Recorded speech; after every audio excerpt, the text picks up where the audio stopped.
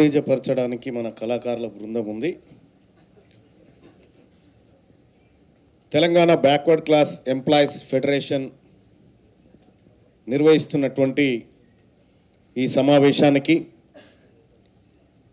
ముఖ్య అతిథులుగా విచ్చేసినటువంటి డాక్టర్ అనిల్ జైహింద్ గారికి, అలాగే former chairman Telangana BC commission Vakulabharanam Krishnamohan గారికి, అలాగే సభ అధ్యక్షత వహిస్తున్నటువంటి సమ్మయ్య గారికి, ప్రొఫెసర్ తిరుమలి గారికి, ప్రొఫెసర్ సింహాద్రి గారికి, జస్టిస్ బి చంద్రకుమార్ గారికి, ప్రొఫెసర్ మురళీ మనోహర్ గారికి, అలాగే Telangana BC employees federation president Satish కొట్టే గారికి, తెలంగాణ బీసీ కల్చరల్ ప్రెసిడెంట్గా ఉన్నటువంటి వరంగల్ శ్రీనివాస్ గారికి, ఆయన బృందానికి, అలాగే సోదరుడు పృథ్వీరాజ్ యాదవ్ గారికి, అలాగే పి విజయ్ కుమార్ గారికి, గెల్ల భద్రయ్య గారికి, వేదిక మీద ఉన్నటువంటి సోదర సోదరి మనులందరికీ, ఇక్కడ విచ్చేసినటువంటి మీడియా సోదరులందరికీ, ఆయన ఎవరు సార్?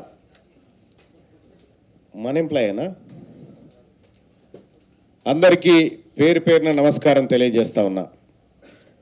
సో ముందుగా తెలంగాణ రాష్ట్రంలో బీసీ ఎంప్లాయ్ ఫెడరేషన్ను ఏర్పాటు చేసి ఒక వేదికను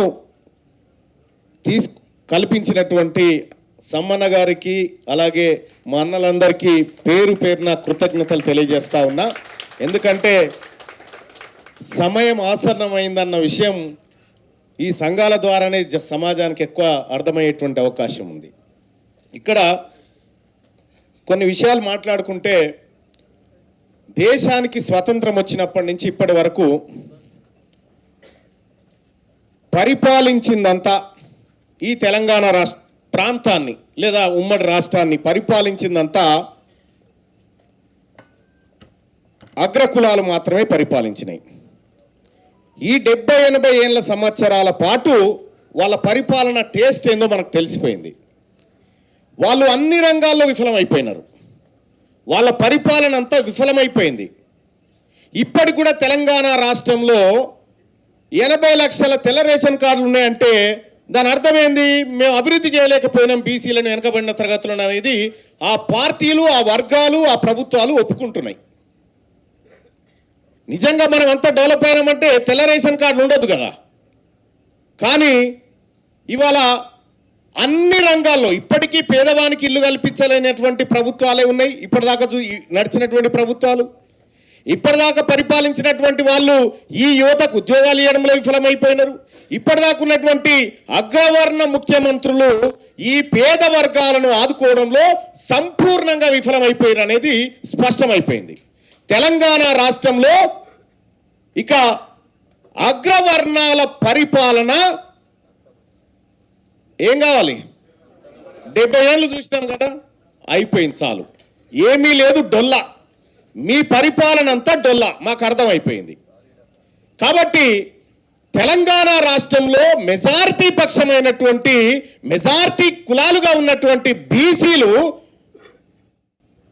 ఈ ప్లాజా నుంచి, టూరిజం ప్లాజా నుంచి ఒక మాట చెప్తా ఉన్నాము, ఇక జాలయ్య మీరు చేసిన కాడికి, మాకు వద్దు, మాది మేము చేసుకుంటాం, మాది మేము చేసుకుంటాం, మిమ్మల్ని కూడా చూసుకుంటాం, మాది మేము చేసుకుంటాం, మిమ్మల్ని కూడా చూసుకుంటాం. నిన్న కల్వకుర్తి కాడ సభ జరిగితే పాపం ఒక వైశ్యుడు కోమటాయన వచ్చిండు. సభకాడికి వచ్చి, అయ్యా నేను కోమటోడిగా నా అమ్మ మీద ఒట్టే చెప్తున్నా, బీసీ ఉద్యమానికి నేను మద్దతు ఇస్తున్నా అని చెప్పిపోయిండు ఆయన. అవో గా కోమటాయన కావాలి, మాకు గా కోమటాయన కావాలి. ఈ ఓసీల్లో కూడా సరే వక్లాభరణం అన్న చెప్పినట్టు కానీ, మిగతా ప్రొఫెసర్లు చెప్పినట్టు కానీ, బీసీలకు రిజర్వేషన్లు అంటే మీకు ఇబ్బంది అవుతుంది కదా.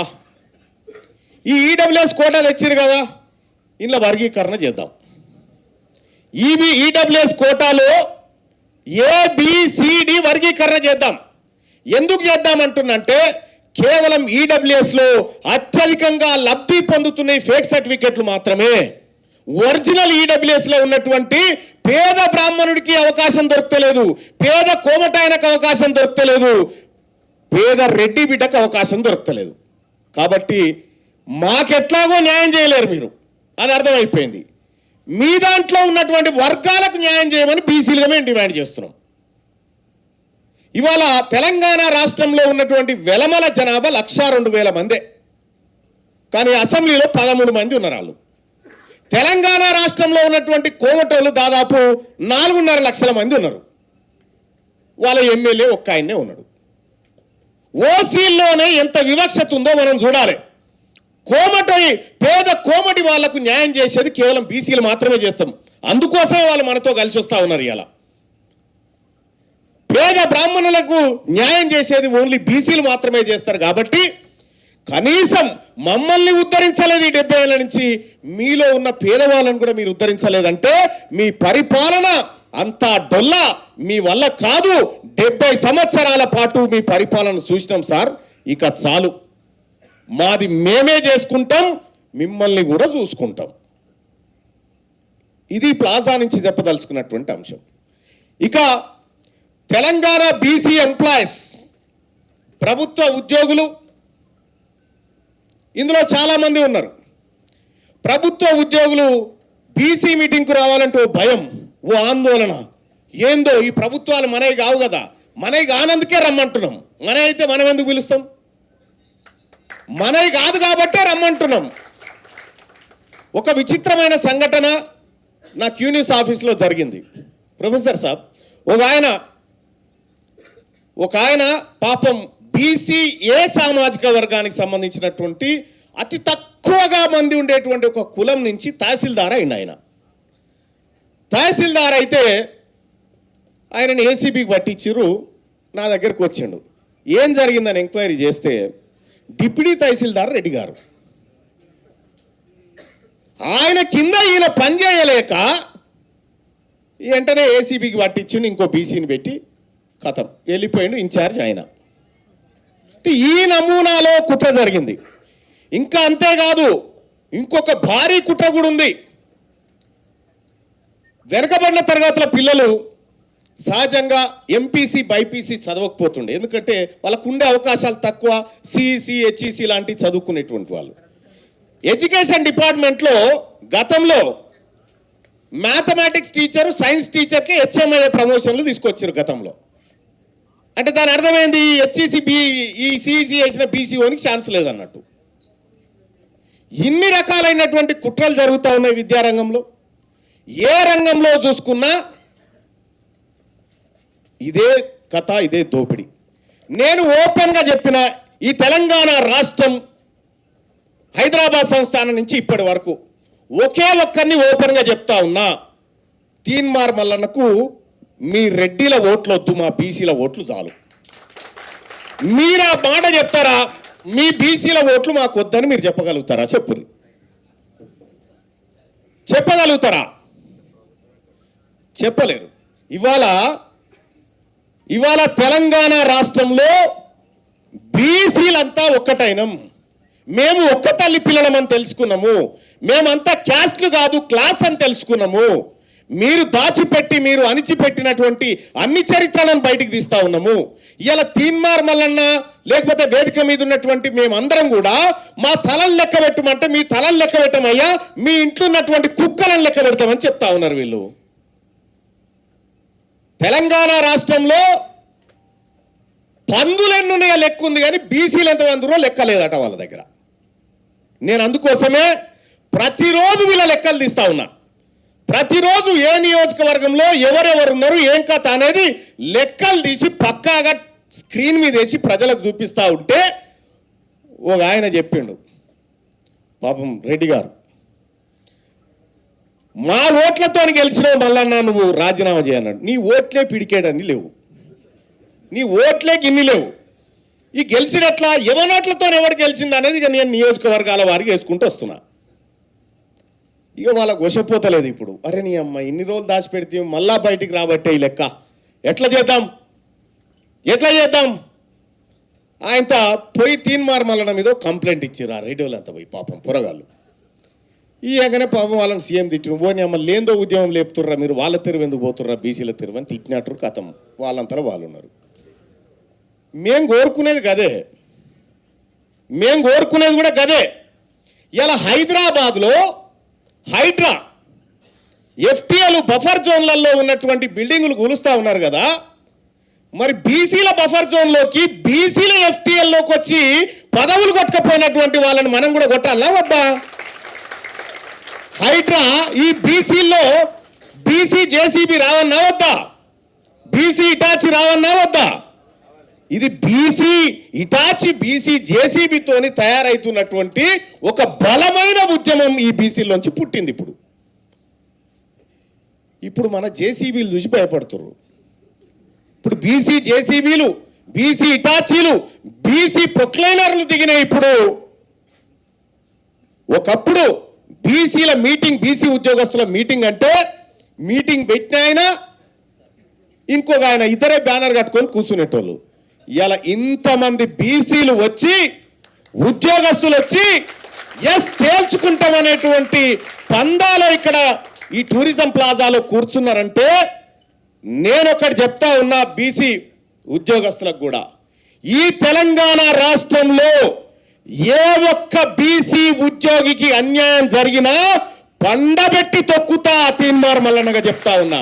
వాళ్ళకు ఏ కష్టం వచ్చినా తీన్మార్ మల్లన్న అండగా ఉంటాడు, ఏ బాధ వచ్చినా తీన్మార్ మల్లన్న అండగా ఉంటాడు. ఇలా బీసీ ఉద్యోగస్తులను కానీ బీసీలను అక్రమంగా ఏసీబీలకు పట్టించినా కానీ మీరు కూడా సురువు చేయరి, ఎట్టేట పట్టియాలనేది చేయరిగా. తప్పది వాడు ఇటుకెతో కొడితే మనం రాయితో కొట్టవలసిందే. కాబట్టి బీసీ ఉద్యోగస్తులారా, మీకు తీన్మార్ మల్లన్న ఉన్నాడు. నేను పార్టీ మనిషిగా కాదు, మీ బీసీ బిడ్డగా మీతో ఉంటున్నా. కాబట్టి మీరు నిర్భయంగా పనిచేయండి, మీరు నిర్భయంగా ముందుకు పోండి. ఈ రాష్ట్రం మనది, ఈ రాష్ట్రాన్ని మనం జాతున్నాం. ఇలా ఒక్కొక్క నియోజకవర్గం లెక్కలు తీస్తూ ఉంటే షాక్. చాలా మంది ప్రతిరోజు రోజుకో బాంబు క్యూ న్యూస్లో ఏంది ఇట్లా జరుగుతుందని. ఉద్యోగ సోదరులారా, అదే కాదు, ఇవాళ కేవలం 6.98% ఉన్నారా? ఎంతమంది ఉన్నారు? ఓసీలు ఎంత? 6.98% ఉన్నారు. 6.98% ఉన్న వాళ్ళకు 10% ఈడబ్ల్యూఎస్ రిజర్వేషన్ అంట. 10% ఈడబ్ల్యూఎస్ రిజర్వేషన్ ఇస్తారట. 160% ఉన్న బీసీలకు మాత్రం 27% రిజర్వేషన్ ఇస్తారట. ఇది నడవది, ఈ దాదాగిరి నడవది. ఈ పగటిని దోపిడిని ఆపకపోతే అది ప్రజా ఉద్యమంగా మారక తప్పదు. ఆ ఉద్యమంలో మీరంతా ఖతం కాక తప్పదు. ఈడబ్ల్యూఎస్ కోటా ఎంతమంది ఉన్నారు? అందులో ఎకనామికల్ వీకర్ సెక్షన్స్ వాళ్ళు ఎంతమంది ఉన్నారు? రెడ్లలో కొద్ది మంది ఉంటారు, వెలమల్లో కొద్ది మంది ఉంటారు, పిడికేడు మంది కూడా ఉంటారు. 1 లేదా 1.5% మాత్రమే ఉన్నటువంటి ఈడబ్ల్యూఎస్ కోటా ఎలిజిబిలిటీ వాళ్లకు 10% అమలు చేస్తూ ఉంటే, ఇలా బీసీఏలో మన మంగళోళ్ళ బిడ్డ, మన చాకలోళ్ళ బిడ్డ 250 మార్కులు వచ్చినా ఉద్యోగం లేదు, వాళ్ళకు మాత్రం 200 వస్తే ఉద్యోగం వస్తూ ఉంది. ఈ రిజర్వేషన్లు మీరు గునకడం కోసం దేలే, వెనకబడ్డటువంటి బిడ్డలను ముందుకు తీసుకురావాలనేదే రిజర్వేషన్ల ఉద్దేశం. మీరు మమ్మల్ని లెక్క పెట్టరంటారుగా, మేము మిమ్మల్ని లెక్క పెడతాం. ఎస్సీల లెక్క మన దగ్గర ఉంది, ఎస్టీల లెక్క ఉంది, బీసీలను లెక్క పెట్టమంటే లెక్క పెడతలేరు. ఇక 6.68% ఉన్నది ఓసీలు కదా, ఓసీలే కదా. ఇక వాళ్ళని లెక్క పెడితే మిగతాదంతా మనమేనా? ఆ మీద చుట్టూ లెక్క పెట్టేస్తే మిగతాదంతా బీసీలే కదా. ఇంకా కొత్త లెక్క ఏంది? ఇలా ఏ రంగంలో కూడా, మీడియా రంగంలో కూడా ఒక్క బీసీ వాడిదో పేపరో పత్రికనో టీవీ ఉందా? కనీసం బీసీ వాడు బ్యూరో చీఫ్ దాకా పోతాడు, అవసరమైతే సీఈఓ దాకా పోతాడు, కానీ ఓనర్ కాలేడు. దేనికి ఓనర్ కాలేడు? బీసీ ఉద్యమాలు మొదలవుతా ఉంటే, బీసీలు ఆవాజ్ రైజ్ చేస్తూ ఉంటే కొత్త పంచాయతీలు పుడతాయి. ఇప్పుడు కొత్త పంచాయతీలు. ఎస్, కాంగ్రెస్ పార్టీ ప్రతినిధిగా కూడా ఒక మాట చెప్పదలుచుకున్నా నేను. కాంగ్రెస్ పార్టీ కులగణన చేయకపోతే 42% రిజర్వేషన్ బీసీలకు ఇవ్వకపోతే తీన్మార్ మల్లన్నదే బాధ్యత. తీన్మార్ మల్లన్నదే బాధ్యత. నేను చెప్తా ఉన్న బీఆర్ఎస్ పార్టీ నాయకులకు, మీ దాంట్లో బాధ్యత వహించేటోడు ఎవడో రండి. భారతీయ జనతా పార్టీ చెప్తా ఉన్నా, మీ దాంట్లో బాధ్యత వహించేటోడు ఎవడో రండి, లేదంటే మీ అధ్యక్షులు ప్రకటన చేయండి. మీరు చేయకపోతే మీ కర్మ, మీ పాడ మీరు పేర్చుకుంటా అంటే మేమేం చేయలేం, ఖాళీ అగ్గిపెట్ట మాత్రమే ఇవ్వగలుగుతాం.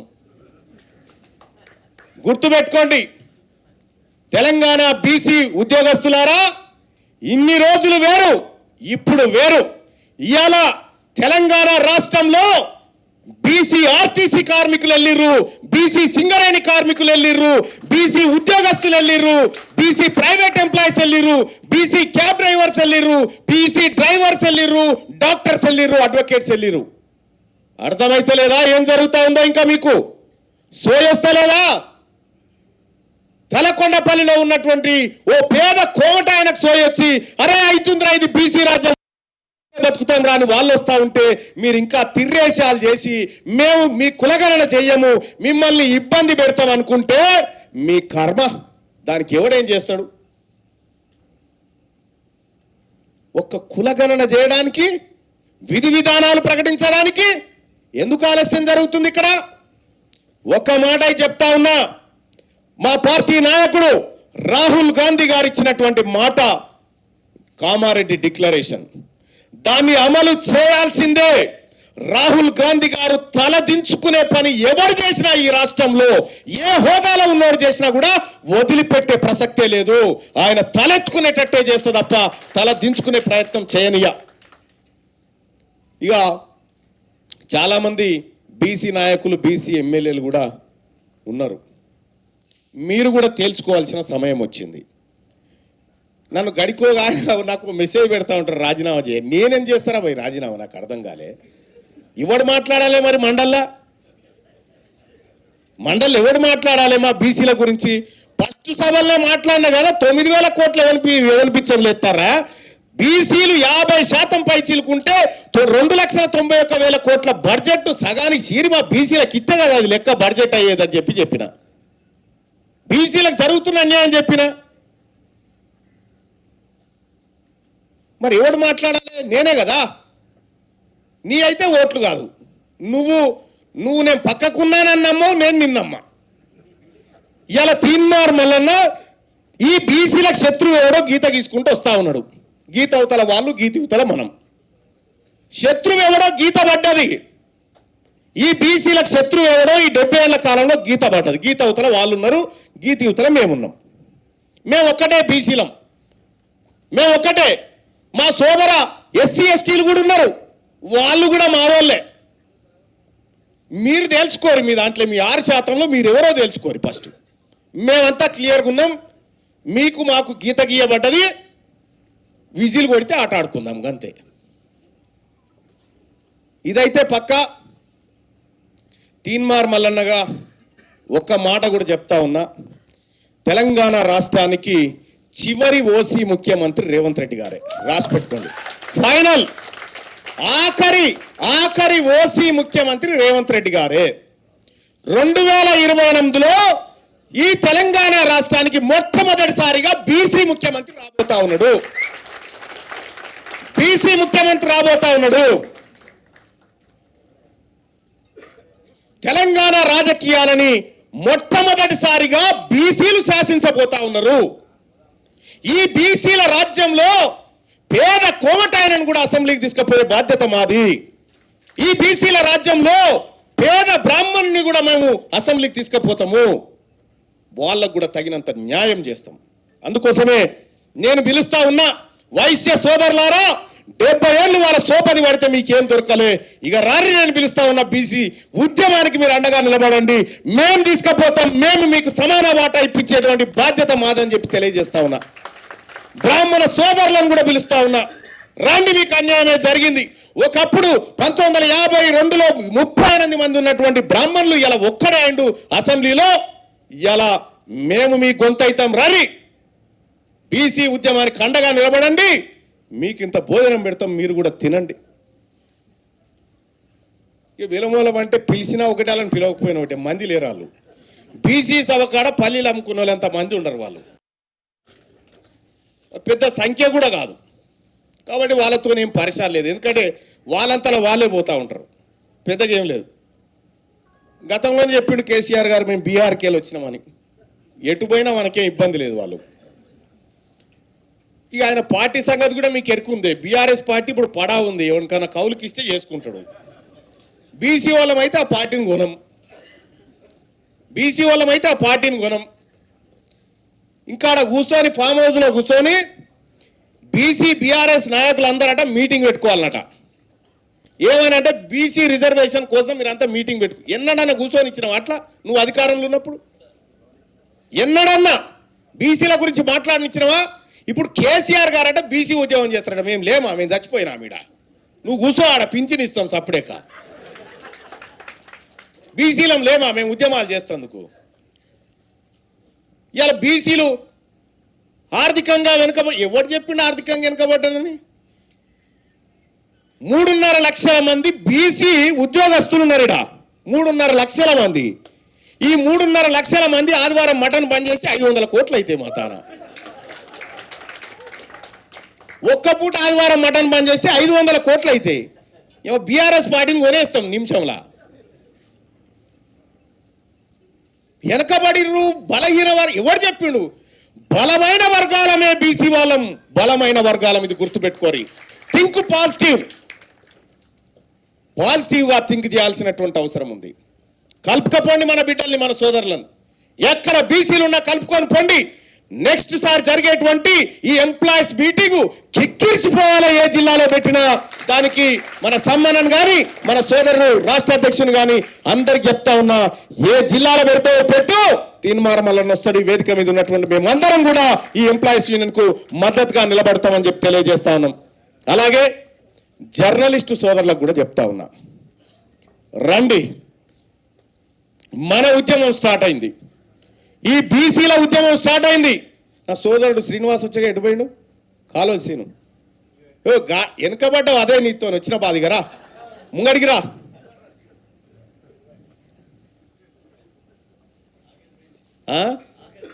వెనకబడి నేను ముంగడికి తీసుకొద్దామని చెప్తా ఉంటే మీరే వెనకకు పోయి కూర్చుంటారు.